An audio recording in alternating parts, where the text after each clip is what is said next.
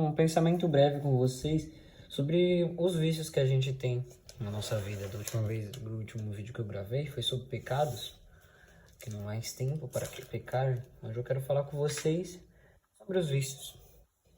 A leitura mais básica sobre os vícios é Romanos capítulo 13, do versículo 13 ao 14. Acho que todo mundo conhece, né? Vivamos honestamente como um pleno dia, e não em orgias, bebedeiras, ciúmes, mas vistam-se do Senhor Jesus Cristo e não sigam os desejos dos instintos egoístas. E acima, no versículo 12, a noite vai avançada e o dia está próximo. Deixemos, portanto, as obras das trevas e vistamos as armas da luz. O pensamento mais básico desse versículo de Romanos é que por muitas vezes, a gente tá dentro de uma bolha dos vícios, que quando a gente começa no primeiro ato, a gente sente tanto prazer nesse ato que a gente vai se afundando, afundando, afundando. E quando a gente vê, fica tão difícil para sair desse vício, para sair dessa vontade de pecar, que só com Cristo a gente consegue sair de lá. Por isso que ele fala: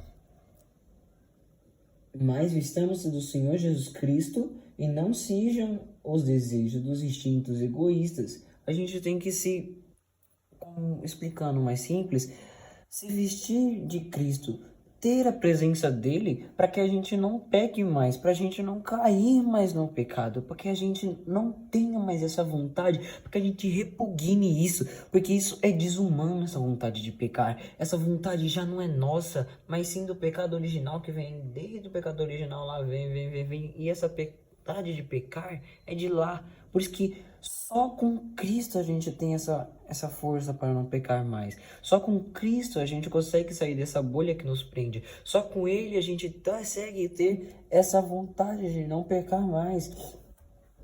E um pensamento também lógico que a gente pode ter é a dos santos.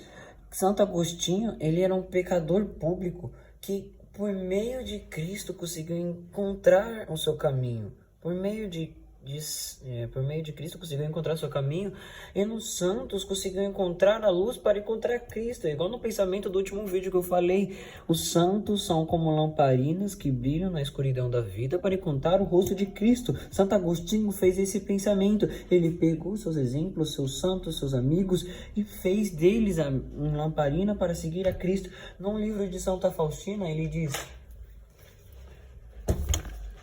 a minha santidade e a perfeição consista estreita da minha vontade com a vontade de Deus. Unimos a nossa vontade com a vontade de Cristo para que nós prevalecemos sobre essa vontade de pecar, para que nós consentimos a vontade, essa por intercessão dos santos, da Virgem Maria, de até Santo Agostinho, se você quiser, para não pecar, para não cair nas orgias, nas bebedeiras, nessa vontade de pecar.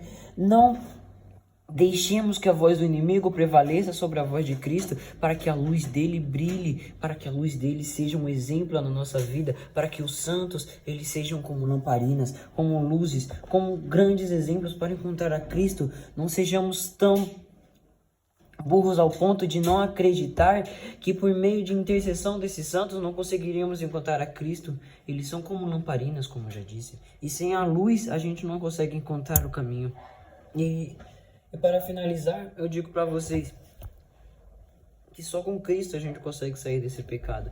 E quanto mais a gente peca, mais a gente se afunda. Se nós queremos sair mesmo desse pecado, nós devemos olhar e pensar no pensamento que quando a gente peca, nós estamos literalmente cuspindo na cruz de Cristo. Nós estamos apredejando e crucificando Ele de novo. Você é tão egoísta e tão um ponto miserável de conseguir crucificar seu mestre de novo, aquele que entregou a vida por ti. E não é um pensamento de acusador, é para você cair na sua própria coincidência, na sua própria mente, e perceber que esse pecado que tu faz é tão horrível a esse ponto. E isso que eu tenho para dizer para vocês, em nome do Pai, do Filho e do Espírito Santo.